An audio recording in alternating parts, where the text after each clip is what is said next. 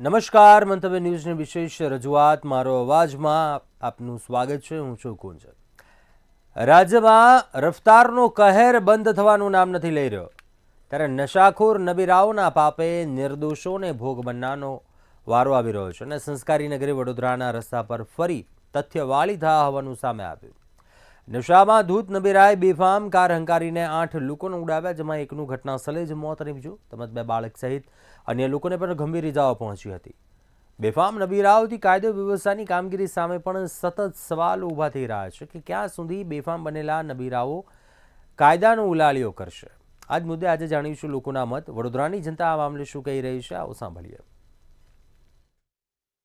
બેફામ બનેલા નબીરાઓ પોતાના મોંઘા દાટ વાહનો લઈને રાજમાર્ગો પર નીકળે છે. અલબત્ત પૈસા હોવાને કારણે રોફ તો જાળે છે, પરંતુ ક્યાંક ને ક્યાંક અકસ્માત સર્જે છે, જેમાં માસૂમ અને નિર્દોષ લોકોને પોતાનો જીવ ખોવાનો વારો આવે છે. વડોદરામાં હોળી દહનના રાત્રિના સમયે જે ઘટના બની છે, તે ઘટનાને લઈને હજારો વડોદરા વાસીઓ આજે ભયના ઓથાર હેઠળ છે. એક પોતાની કાર લઈને નીકળે અને 8 જેટલી જિંદગીઓને પોતાની કાર નીચે અડફેટે લે. તેમાંના એક વ્યક્તિનું ઘટના સ્થળે મોત થાય, જ્યારે 7 વ્યક્તિઓ પોતાનો જીવ બચાવવા માટે હોસ્પિટલના બીછાને સંઘર્ષ કરે. આ બાબતને લઈને ખરેખર ચિંતા થાય કે આવા બેફામ બનેલા નબીરાઓની ગાડીઓની સ્પીડને કંટ્રોલમાં આપણે કેવી રીતે કરી શકીએ. ત્યારે વડોદરાના કેટલાક ક્ષુગ્ન નાગરિકો આપણી સાથે છે, તેમની સાથે વાત કરવાનો પ્રયાસ કરીશું અને આ નબીરાઓના જે આ ફાકા ફોજદારીઓ છે, જે આ રીતે વાહન ચલાવવાની ઘટનાઓ છે, તેને લઈને તેઓના શું મંતવ્ય છે તે જાણવાનો પ્રયાસ કરીશું. સૌથી પહેલા હું આપણી પાસે આવીશ. આ પ્રકારની જે બેફામ ગતિએ ગાડી ચલાવી અને કુદરતી નહીં પરંતુ અકુદરતી રીતે નિર્દોષ લોકોને અડફેટે લેવા, એમને મારી નાખવા, કેટલું યોગ્ય આપની નજરે? આ ખૂબ જ દુઃખદ છે. અને આપણે જે અકસ્માતના જે ગુના થાય છે, અકસ્માતની જે ઘટનાઓ બને છે, એમાં કાયદાઓમાં બહુ છૂટછાટ છે. કાયદાઓ બહુ પાંગડા છે, નબળા છે. તો લોકોને ખબર છે કે થોડો ઘણો બી નાનો મોટો એક્સિડન્ટ થઈ છે તો આપણે જામીન પર છૂટી જઈશું. આમાં એના લીધે લોકો બેફામ છે, કોઈને કશો ફરક નથી પડતો. પ્લસ ડ્રગ્સનું પ્રમાણ એટલું બધું વડોદરા શહેરમાં વધી ગયું છે.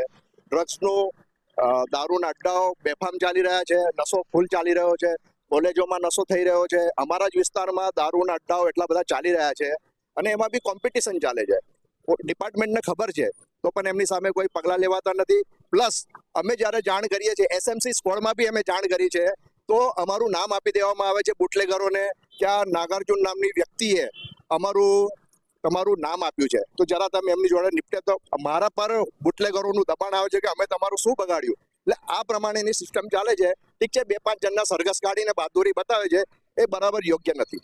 ચોક્કસથી પોલીસની કામગીરી પર પણ સવાલ ઉભા થાય, કેમ કે નશાને કારણે જે યુવા પેઢી બરબાદ થઈ રહી છે, નશાની કીકમાં જ કદાચ આવા અકસ્માતોની વંજાર થાય છે. અગાઉ અમદાવાદમાં થયું, હમણાં વડોદરામાં થયું. આવનારા સમયમાં ખબર નહીં વડોદરા સહિત કયું મહાનગર હશે. શું કહીશે? અત્યારે તમે જોઈ શકો છો, જે પણ અકસ્માત મોટા મોટા થતા હોય છે રાતના સમયે થતા હોય છે, અને રાતના સમયે નબીરાઓ બેફામ જે ડ્રગ્સનું સેવન કે દારૂ કરતા ડ્રગ્સનું સેવન એટલું બધું આલ્કો કરીને નીકળતા હોય છે.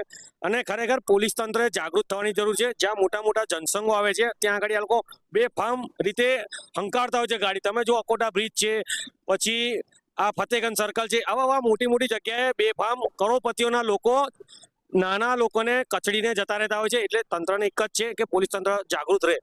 ચોક્કસથી આપ શું કહેશો? યુવા છો, કાર તો આપ પણ ચલાવતા હશો, ડ્રાઇવિંગ લાયસન્સ આપણને પણ મળ્યું છે, પરંતુ આવા નબીરાઓને ક્યાંક ને ક્યાંક ડ્રાઇવિંગ લાયસન્સ ને પણ ડેથ લાયસન્સ મળે છે, કે જે કોઈની પણ નિર્દોષ જિંદગીને બરબાદ કરી નાખશે. આના માટે હું સૌથી મોટા જવાબદાર વ્યક્તિ શ્રી ગૃહમંત્રીને કહીશ, કારણ કે એમને જે છૂટછાટ આપી રાખી છે એ પોતે જ જણાવે છે કે કોઈને પણ છોડવામાં નહીં આવે. આજે તમે જોઈ શકો છો કે દિવસે ને દિવસે અકસ્માતો વધતા જાય છે.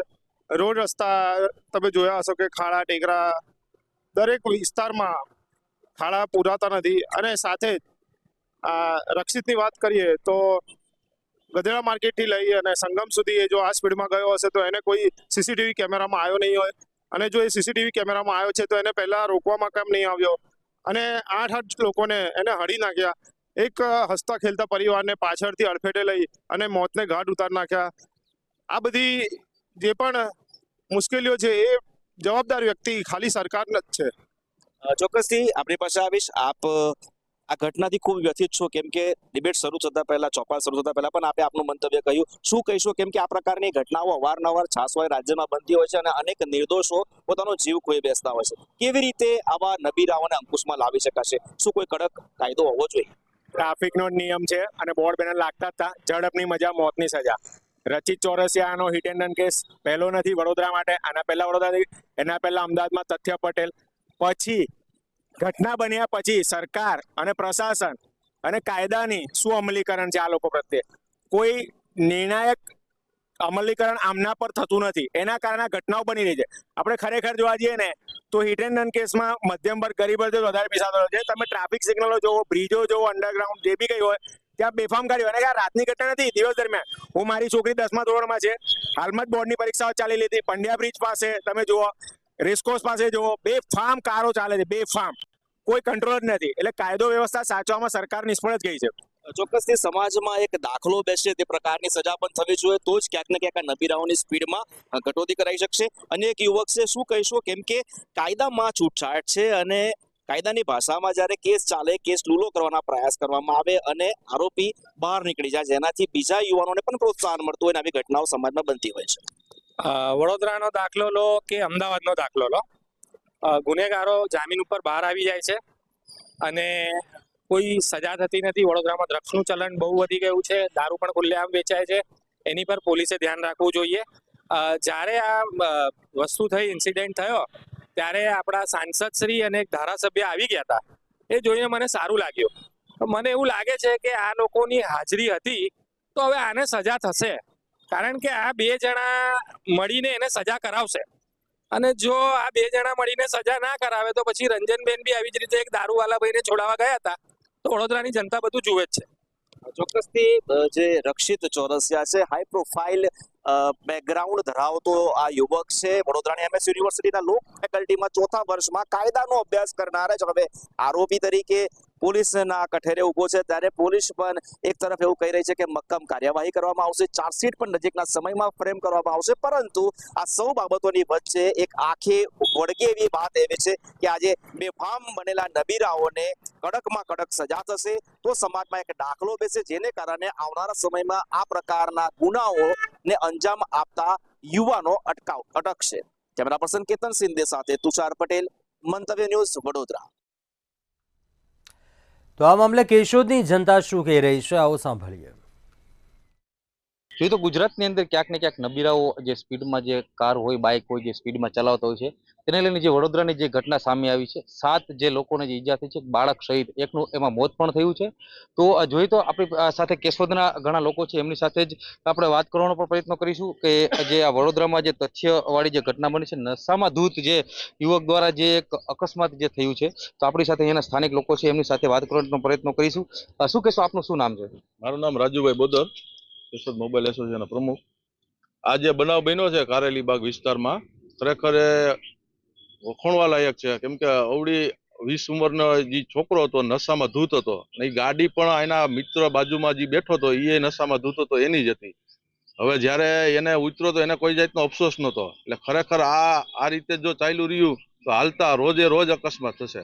તો કાયદાકીય રીતે આને કંઈક કડક કાયદો બનાવો. જ્યારે જે અને આવા લોકો જ્યારે અકસ્માત કરે એનું ખરેખર 5 વર્ષ માટે લાયસન્સ રદ કરો અને પછી એની પાસે એવું કોઈ પણ સરકારમાં એવું લખાણ કરાવો કે ભાઈ હવે ભવિષ્યમાં હું ધ્યાન રાખી માફી પત્ર ભરાવો, તો જ આ વસ્તુ એક સુધારો આવે એમ છે. બાકી કોઈ સુધારો આવે એમ નથી. હા, જરૂરથી. શું કહેશો, આપણે જે વડોદરામાં 7 લોકોને ઈજા, બાળક સહિત એકનું મોત પણ થયું છે? આજે જે વાહનોની લોન આપવામાં આવે છે, તો વાહનોની લોનની અંદર જે ડિફોલ્ટરોના આધાર કાર્ડની અંદર સિવિલ રિપોર્ટ જેમ કરવામાં આવે છે, એ જ રીતે આવી લક્ઝરિયસ ગાડીઓ દ્વારા જે એના ચાલકો અથવા માલિકોના બેદરકારીને કારણે જે આવા અકસ્માતો થાય છે અને નિર્દોષ લોકોનો જે જીવ ગુમાવવો પડે છે, તો આવા વાહન ચાલકોના ભવિષ્યમાં ક્યારેય કોઈ બેંક દ્વારા લોન આપવામાં ન આવે કે ધિરાણ કરવામાં ન આવે, એવો કોઈ જાતનો કાયદો લાવી અને આધાર કાર્ડની અંદર એનો ઉમેરો કરવામાં આવે. તેમજ અન્ય રાજ્યના જે લોકો ગુજરાતની અંદર આવે છે, તો અન્ય રાજ્યના પોતાના રહેઠાણના પુરાવા રજૂ કરી અને તેઓને આજે જે પરમિટમાંથી જે નશો કરવા માટેનો દારૂ અને અન્ય વસ્તુઓ જે પ્રોવાઈડ કરવામાં આવે છે, તો આવા અન્ય રાજ્યોમાંથી આવતા લોકો દ્વારા આવી નશાની વસ્તુઓ લઈ અને પછી આવા આકસ્મિક કરવામાં આવે છે, તો એ લોકોના કાયમી ધોરણે એના આધાર કાર્ડની અંદર કે એના કોઈ પણ ઓળખ પુરાવાની અંદર એવી ટીક માર્ક કરવામાં આવે કે ભવિષ્યની અંદર એને ગુજરાતની અંદર કોઈ પણ જગ્યાએથી આવી નશાની વસ્તુઓ ન આપવી જોઈએ. જરૂરથી અન્ય વાત કરીએ તો આપણી સાથે એક યુવાન પણ છે. શું કે છો, વડોદરામાં જે યુવાનો દ્વારા જે આ અકસ્માત થતા હોય છે, આપ યુવાન છો, કેવી કાળજી રાખવી જોઈએ? યુવાનોમાં અત્યારે જે વધતું જતું જે વ્યસનનું પ્રમાણ છે અને જે દારૂ પી, ડ્રગ્સ પી અને જે બેફામ કાર ચલાવે છે એનાથી અત્યારે સામાન્ય જનતાઓ પ્રજા હેરાન છે. ક્યાંક ને ક્યાંક અવારનવાર આપણે જોઈએ જ છીએ કે આવો જે બનાવ બને છે અને બનાવ મોસ્ટ ઓફલી 7 થી 8 માણસો એની અડફેટે ચડે છે. તો મારે એક યુવા તરીકે આપ સૌ યુવાને એક સલાહ આપી છે કે તમે જે ડ્રાઈવ કરો, ડ્રાઈવ સેફ કરો અને નિરાતે વાહન ચલાવો, એવી મારી સરકારશ્રીને ખાસ દરખાસ્ત છે કે આમાં થોડોક સ્ટ્રિક્ટ બને સરકાર. જરૂરથી. શું કહેશો, આપ શું કહેશો? વડોદરામાં 7 લોકોનો ઈજા થઈ છે, બાળક છે, એકનું મોત છે. વડોદરામાં જે ઘટના બની એ ખરેખર નિંદનીય છે અને આજકાલના નવયુવાનો જે બેફામ વાહનો ચલાવી રહ્યા છે તો એને શાંતિપૂર્વક ચલાવવા જોઈએ, અન્ય કોઈ નુકસાન ન થાય. અને સરકારશ્રીએ પણ આવા નશાદૂત વ્યક્તિ જે કોઈ વાહનો ચલાવે એના માટે કાંઈક એક્શન લેવું જોઈએ. જરૂરથી. તો જોયું તો આ હતા કેશોદના જે લોકો, તે જણાવી રહ્યા છે કે જે આવા યુવાનો હોય છે જે દારૂ પીને જે નશાની હાલતમાં જે કાર ચલાવતા હોય, બાઇક ચલાવતા હોય, એની ઉપર જે પગલાં ભરવા જોઈએ અને જે લાયસન્સો છે એના રદ કરવા જોઈએ, જેથી કરીને જે આવા જે બનાવો છે બનવાનો જોઈએ. જોઈએ તો વડોદરાની અંદર જે ગંભીર જે બનાવ બન્યો છે તેને લઈને કેશોદના જે લોકો છે તેને ક્યાંક ને ક્યાંક આવા જે નિયમોને લઈને માંગણી કરી છે. ચેતન પરમાર, મંતવ્ય ન્યૂઝ, કેશોદ. તો આજ મુદ્દે આણંદની જનતા શું કહી રહી છે, આવો સાંભળીએ.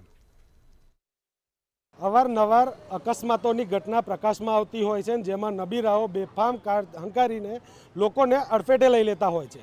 ત્યારે ઘણા લોકોના આમાં જીવ પણ જતા રહેતા હોય છે. ત્યારે ઘણા લોકો આખી જિંદગી અપાહિજ બનવા માટે મજબૂર બની જતા હોય છે. ત્યારે આવા લોકો સામે આણંદની જનતાનું શું માનવું છે તે વિષય પર વાત કરીશું. વિષય એ છે કે ગતરોજ જે પ્રમાણે બરોડાની અંદર અકસ્માતની ઘટના પ્રકાશમાં આવી હતી, ત્યારબાદ આજે પોલીસ દ્વારા આરોપીની અટકાયત કરીને ઘટનાનું રિકન્સ્ટ્રક્શન પણ કરી દેવામાં આવ્યું છે. પરંતુ આ ઘટનાઓ બનવા પાછળનું કારણ શું લાગી રહ્યું? પહેલું કારણ તો એ છે કે આ નબીરાઓને વાહન આપવું જ ના જોઈએ. એમના પેરેન્ટ્સની બહુ મોટી જવાબદારી છે. ત્યારે કોઈ બી પોતાનું છોકરું હોય અને રોડ પર જતું હોય તો એ શું કરવા જાય છે, કેમ જાય છે, કેટલા સ્પીડે જાય છે એ જોવું જોઈએ. અને બીજું કે એ બધા નબીરાઓ નશામાં જ અકસ્માત કરતા હોય છે. તો નશાકીય પદાર્થો જ્યાંથી આવતા હોય ત્યાં રોક લગાવવી જોઈએ. આ મૂળ પ્રશ્ન છે. સરકારની આમાં બહુ મોટી જવાબદારી છે અને પેરેન્ટ્સે બી બહુ ધ્યાન આપવા જેવી જરૂર છે. તો શું લાગી રહ્યું છે કે અત્યારે આ જે પ્રકારની નશાની પણ વાત આવી રહી છે અને બેફામ કાર ચાલકો નશામાં બેફામ ચલાવે છે ને બધા. બાકી તમે હું ક્યાં ચલાવે છે બેફામ? એક તો ઉછળતું લોહી હોય અને નશો કર્યો હોય જેનો કંટ્રોલ એના પર હોય નહીં. એટલે પેરેન્ટ્સ અને સરકારની બહુ મોટી જવાબદારી.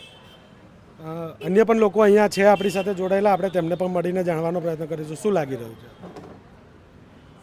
એક તો ટ્રાફિકની વ્યવસ્થા સરકારે સંભાળવાની હોય એ પૂરી રીતે સારી રીતે સંભાળી જ નથી શકતા એ લોકો. કોઈ પણ જાતના ડ્રાઇવિંગ લાઇસન્સ છે, આ છે, એની કોઈ પણ જાતની તપાસ કરતા નથી પૂરતી. એટલે મેઇન વસ્તુ તો એ છે સરકાર ખુદ સંભાળી નથી શકતી. અવારનવાર આવા અકસ્માતો બનતા હોય છે અને લોકોએ જીવ ખોવાનો વારો આવતો હોય છે કે અપાહિત થવાનો વારો આવતો હોય છે. શું લાગે? એ તો મેઇન ટ્રાફિકનો જ પ્રશ્ન છે ને. અકસ્માત વધુ પડતા થાય છે એ કેવી રીતે થાય છે? ટ્રાફિક કંટ્રોલ નથી કરી શકતી સરકાર. મુખ્ય મુદ્દો તો એ જ છે કે એમણે એ જોવું જોઈએ ને. એટલે કે સરકાર ક્યાંક ને ક્યાંક ટ્રાફિક નિયમો પાલન કરાવવામાં નિષ્ફળ છે, સતત નિષ્ફળ છે. અને ડ્રિંક એન્ડ ડ્રાઈવના જે બનાવો બને છે એમાં પણ નશાયુક્ત પદાર્થો આવે છે, એના પર પણ સવાલ. એ નશાયુક્ત પદાર્થો આવે છે એ કઈથી આવે છે બધા જ જાણે છે. એને રોકવાનું કામ તો સરકારનું જ છે ને. કોનું છે? એટલે સરકારે વધુ કડકાઈ રાખવાની જરૂર રાખવાની જરૂર છે પણ નથી રાખી શકતા. એ ખબર નહીં કેમ નથી કરી શકતા. એ બાકી એમના જ હાથની વસ્તુ છે. શું લાગી રહ્યું છે કાકા, તમારું શું માનવું છે? મારે અમનમાં કોઈ અભિપ્રાય નથી આપવો. આપણી ટ્રાફિક વ્યવસ્થા તો અંધેર છે. જો ટ્રાફિક ઇન્સ્પેક્ટરો અહીંયા જ બેસી રહે છે. ટ્રાફિક સર્કલ ઉપર હોતા જ નહીં. આટલા બધા સિગ્નલ છે આપણા વિદ્યાનગર આણંદ, કોઈ ચાલુ કરે છે? કોઈ એને સંભાળે છે, કોઈ મેન્ટેનન્સ નહીં કરતું, કોઈ ચોકડી પર ટ્રાફિકવાળા હોતા જ નહીં, ખાલી પૈસા ઉઘરાવતા હોય. નવા અધિકારી આવે એટલે વટવાળા આવી જાય 1 મહિનો પછી હતું એવું ને એવું.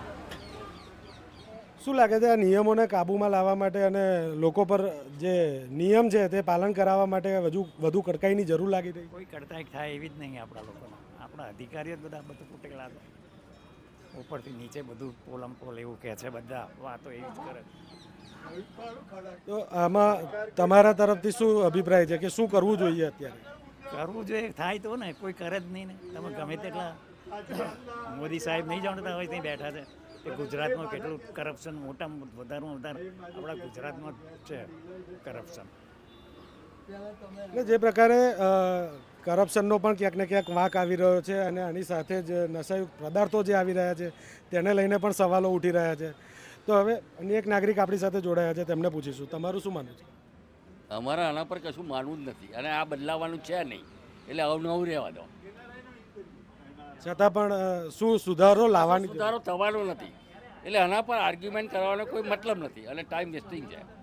છતાં પણ કયા પ્રકારનો સુધારો એક્સપેક્ટેડ? સુધારો જોઈતો જ નહીં, આવું જ રહેવા દો. આવું લોકોના જીવ જાય છે આમાં. હા, આવું બરાબર છે.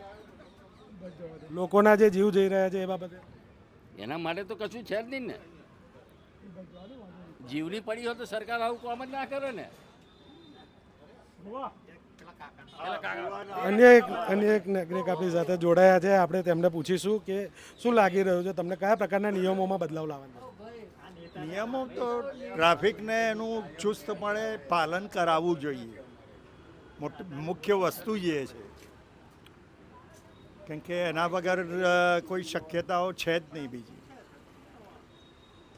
જે પ્રકારે અત્યારે આપણે નાગરિકોને મળીને જાણવાનો પ્રયત્ન કર્યો, ક્યાંક ને ક્યાંક તે લોકો રોષ ઠાલવી રહ્યા છે સરકાર ઉપર તેમજ પોલીસ પ્રશાસન ઉપર, કારણ કે જે પ્રકારે નિયમોનું પાલન કરાવવાની ફરજ બનતી હોય છે ત્યારે ક્યાંક ને ક્યાંક તે લોકો દ્વારા આ નિયમોનું પાલન કરાવવામાં નિષ્ફળતા જ આ અકસ્માતોનું મૂળ કારણ હોઈ શકે. અને આની સાથે જ જે પ્રકારે અહીંયા ગેરકાયદેસર ગાંધીના ગુજરાતમાં જે પ્રકારે દારૂના નશામાં લોકો વાહનો હંકારીને અકસ્માતો સર્જતા હોય છે, ત્યારે તે દારૂ જે આવતો હોય છે તેના પર પણ ક્યાંક ને ક્યાંક અટકાયતી કાર્યવાહી કરવાની વધુ કડકાઈથી જરૂર લાગી રહી છે.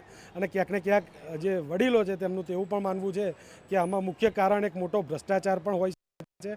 અને જે પ્રકારે લાગવગો ચલાવવાની વાત આવતી હોય છે, કારણ કે ક્યારે પણ કોઈકને રોકવામાં આવે ત્યારે ભલામણો ખૂબ થતી હોય છે, ત્યારે આ બધા વિષયોને ક્યાંક ને ક્યાંક રોકવાની જરૂર છે. આ બધી દિશાઓમાં ક્યાંક ને ક્યાંક કડક કાર્યવાહીની જરૂર છે, ત્યારે જ આવા અકસ્માતોથી લોકોને બચાવી શકાય, ત્યારે જ લોકો પર જે નિયમો છે તેનો અમલાઈ કરવાની ખૂબ કડકાઈથી જરૂર લાગી રહી છે. સપન પટેલ, મંતવ્ય ન્યૂઝ, આણંદ. તો અત્યારે મારો અવાજમાં બસ આટલું. કાલે મળીશું નવા એક વિષયની સાથે. ત્યાં સુધી આપ જોતા રહો મંતવ્ય ન્યૂઝ. નમસ્કાર.